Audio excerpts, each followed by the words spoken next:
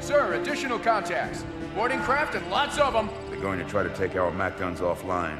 Give their capital ships a straight shot at Earth. Master Chief, defend this station. Yes, sir. I need a weapon. Right this way.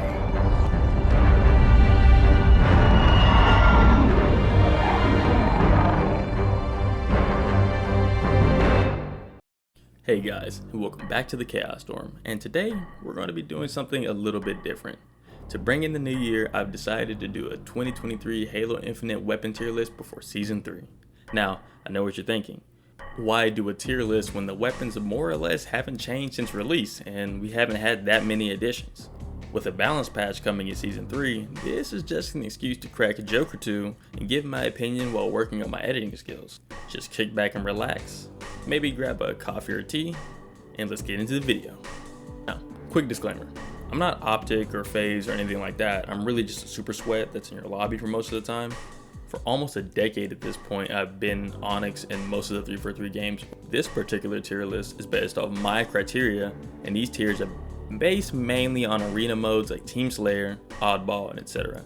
So Big Team Battle, Fiesta, and SWAT really won't apply that much. This is mainly 4v4 arena.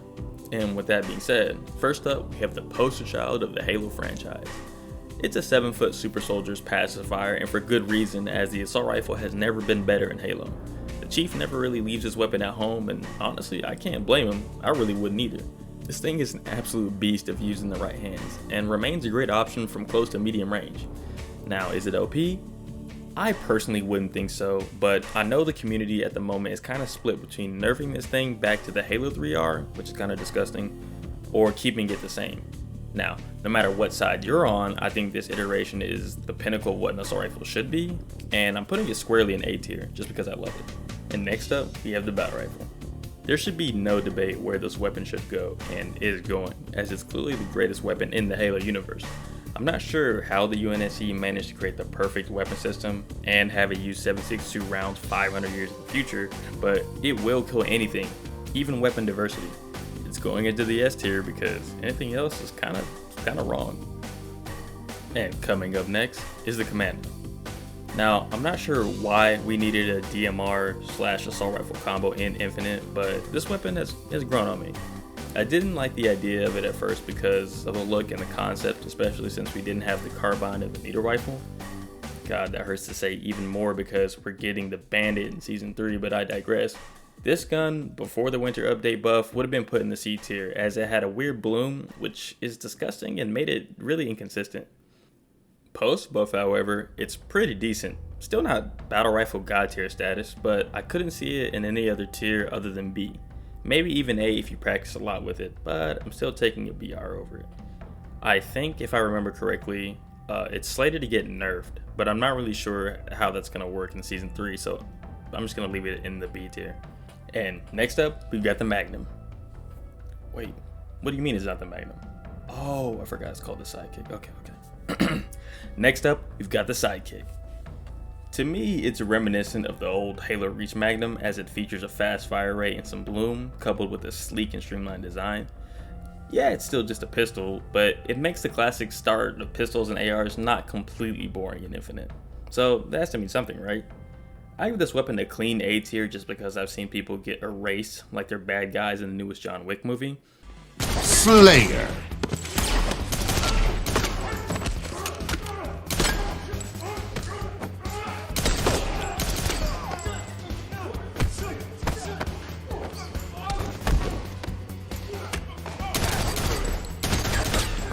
Triple kill. And I know it suffers a lot of the same issues from the Commando, but it's not as bad in my opinion, so it's a step up. Alright, remember to check your corners, because we've got the Bulldog. Now, before I begin on this one, I really have to reiterate that I have a love-hate relationship with the shotguns in this game. At this point, that's all I'm really known for, so I might as well double down on it, but I also kind of really want to give it a fair shake. It is my personal opinion that the Bulldog is trying to fill shoes that it just can't fill, and really shouldn't have to, as it really should have been a side grade to the OG shotgun that should have been added in Infinite. We have this rapid fire by nature shotgun that makes it an interesting weapon in the sandbox and can be fun to use, but somehow it also sometimes gets beat by the AR and it makes it extremely depressing. I like to think that's not because the AR is completely overpowered, it's just because the shotguns suck. And for reasons I won't delve too much deeper into, please go watch my other video. It's gonna go into the B tier. Now, taking a step back from mediocre weapons, literally and figuratively, we have the sniper rifle. I mean, what can I really say about this thing that you already don't know? It's big, it's long, it pokes long big holes into people. It's a sniper. Since everybody pretty much wants to be the next Chris Kyle these days, most of you degenerates are very good with it and know how to ruin my day. Personally, I never picked this thing up. I think I just get nervous when I hold big black things, but I can't fail to realize the fact that if you're good with this thing, you're going to be wiping entire teams and changing the course of a match with incredible kill potential. There's nothing more terrifying than someone that can't miss, bearing down precise wrath, and it might be the best powered weapon in Shocker. And to add insult to injury, it's another cheap replacement for the plasma rifle. For some odd reason, 343 just refuses to use a weapon that saw combat for most of the entire Covenant War, opting to experiment with trash replacements. It really makes you wonder why the Covenant just abandoned all their good tech that brought humanity to its knees at one point. But nonetheless, I'm ranting at this point. I would have given it a C spot, but since it's replaced an iconic and actually useful weapon, I'm gonna give it the D tier out of pettiness. I'd rather have the plasma repeater from Halo Reach if I'm gonna be completely honest. You don't want to be like this. This is disgusting. This is awful in every way. If I could kill it, I would. But I legally can't. But I've considered it. Now, onto more decent weapons, we have the Needler. Now, there's one thing that 343 didn't mess up with, and that's your favorite pink weapon of mass destruction. No, your friends won't think less of you for using it, as it's really nothing to laugh at, as this thing's been doing its job for almost 2 decades, and at Infinite, I'm loving it. The only big downside to this thing is that it almost never shows up outside of Fiesta, which probably is for balancing reasons. Nevertheless, if you have 2 brain cells, at least, in one open space, you've got at least a kill or 2 with limited effort, and that makes it hard to be put anywhere other than the B tier. I would place it in A, but its limited range kind of makes it to where I'm competing with way too many good weapons, so I'm gonna leave it in the B tier. It's probably a skill issue, unfortunately. Now, coming up next, behind the Needler, is everyone's favorite weapon they pretty much never pick up, the plasma pistol. Sadly, this thing has fallen from grace, as it used to make up for its lack of damage and fire rate with fantastic utility in the battlefield. But I guess this Banished iteration was bought off a sketchy website, as it lacks the ability to EMP vehicles. This bootleg version can still noob combo, which serves to be a great option if you're sweating in arena, but man, just like how they massacred my boy, it's not entirely useless as other weapons because noob comboing is oppressive in the right hands, but I can't put it anywhere but B tier. It's really sad to see this thing gutted. With that out of the way though, swinging in, we have the energy sword. There's really not much I can say about this elegant warrior's weapon. I mean, the elite revere it, and for some odd reason it's a zombie's choice when it's time to spread their numbers in the most violent way possible. With an apparent lack of one-shot kill shotguns, it makes it hard to beat this weapon if it catches you with your pants down. Luckily though, you won't stain your titanium trousers if it does. Nevertheless, it's squarely in the A tier, as most veterans know how to hold angles and exploit the lethal advantage. Just in higher tiers of play, if most teams are evenly matched and evenly skilled, and I'm talking like high skilled engagements, you really won't get that many kills unless like you get some crazy flanks off. So you can make a case for S tier, but I think it solely belongs in the A tier, really just because I don't see too many people getting high kills against people who know what they're doing. Really at this point, we just need a red or green version when Infection finally decides to roll around. So if the sword is a scalpel, then the gravity hammer is well, a hammer, I guess, just with rockets and being wielded by a gorilla on trend. An undeniably dominating weapon, this thing makes CQC combat trivial, as this thing benefits from the same problem that plagues Infinite. Shotguns suck. For the most part, this weapon is domineering if used in the right hands, and usually you will see great success if you use it, just like the energy sword. This is the part where I completely ran out of monkey and hammer jokes, so I'm just going to be placing it next to the energy sword in A tier. Completely easy choice if you ask me. Hammer goes smush. Now, I think you guys will be shocked with this next tier though. I'm placing the Disruptor pistol in A tier. There, I said it. Now, before you leave a strongly written comment, let me explain, okay? This weapon is essentially a better plasma pistol just solely because 343 wanted to add shock weapons for the Banished to, I don't know, flesh out the sandbox or something. Beats me. But what I do know is this thing can actually electrocute vehicles unlike some weapons in the sandbox. And thanks to the most recent buff, it's actually a pretty decent sidearm. I think this weapon benefits from increased bullet tracking or auto aim, whatever it is, as it's extremely easy to hit targets from close to even medium range. That, coupled with the fact that it's automatic, just basically makes it a better plasma pistol when it boils down to it. The reload animation is dope too, really reminds me of pretending to reload my TV remote when I was little. And maybe that's why I love this thing so much. And man, how the mighty have fallen, as the next entry is the Mangler. If you would have used this thing at launch, you would have placed this at the top. The creme de la creme, the apex of weaponized mayhem. But sadly, in the post-nerf era, it's about as mid as a White Castle burger at 1 o'clock in the afternoon. The reason for the nerf, if I remember correctly, were due to complaints from the competitive community, but the fact that 343 didn't just remove it from competitive play, or multiplayer in general, and nerfed it is a head-scratcher at most. I really can't say much more about this thing now, as it's a serviceable option, but I want the old one back. This thing is C tier at best, as I haven't really felt excited to pick it up in a long time. It's still definitely a very satisfying weapon to get kills with though. That's about it, I guess. And coming up next, we have the Stalker Rifle. Now, I used to think this thing was absolutely trash when it first came out, but honestly, after practicing with it, it's extremely deadly. It probably has one of the highest kill ceilings, and I love that, as the 3-shot kill rewards accuracy, and mouse and keyboard players, from what I've heard, love its lethality too. I'm sure from a skill perspective though, it's probably the most decisive weapon in the sandbox, and opinions probably vary, but you can trust me. I would never lie to you, cutie. I'm giving it A tier, but if you don't suck, it's probably S tier, but I guess that's any gun, I guess? Whatever. Keeping up the theme of banished weapons, we have the shock rifle. Shocker, right? Now, this thing is lethal in the hands of many who take their time to aim. Sure, it looks like a rogue Duracell battery going haywire, but nothing is more satisfying than hitting a perfect kill with this thing.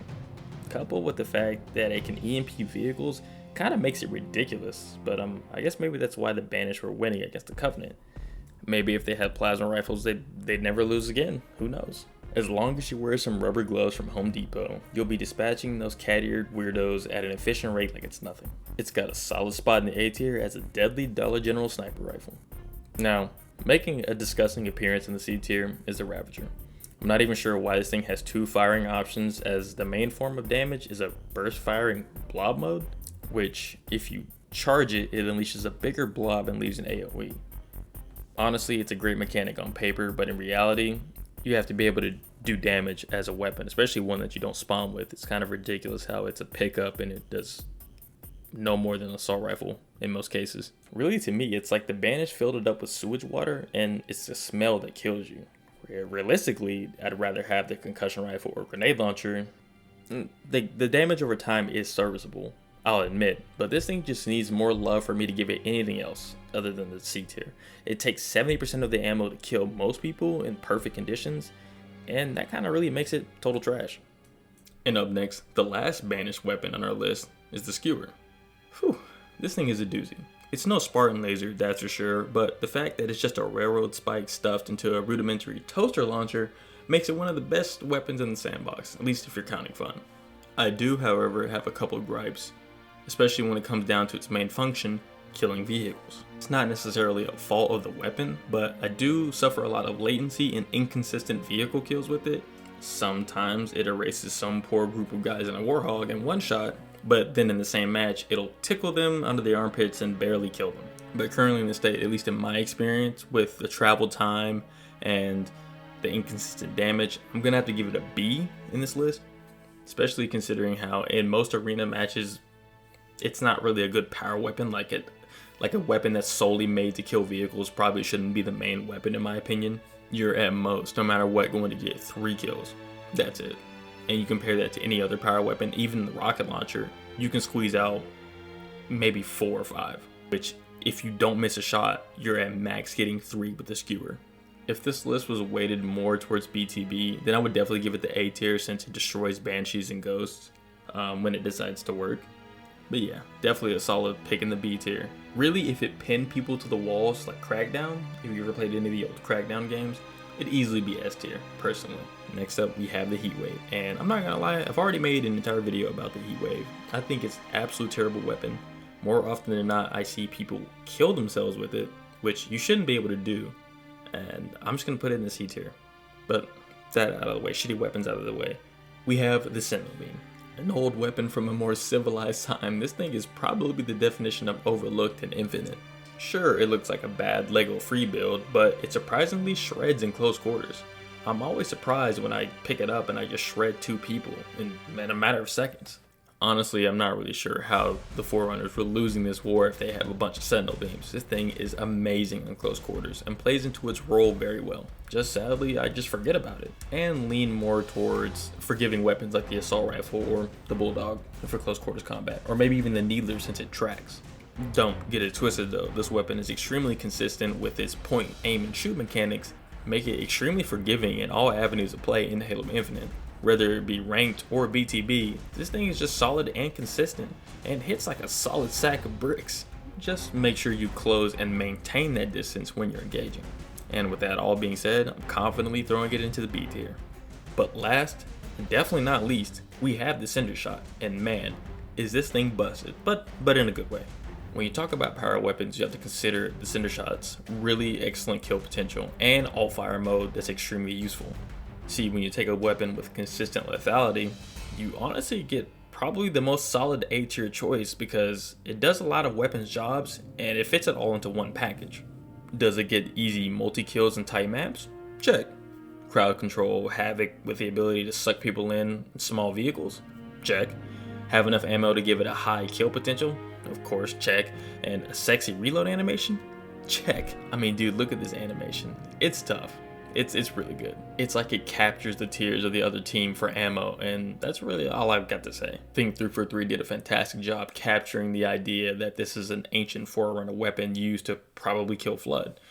I mean, it does everything when it comes to Spartans, so I'm sure it works. But yeah, that's it for the tier list. Like, comment, and subscribe, and let me know what you think down in the comments below. This was just my personal list, and I hope I've explained enough as to why each weapon went where it did. Looking back at the list, I think a lot of people would definitely make some adjustments, but I am eager to hear why. But that's enough for me. Technique out.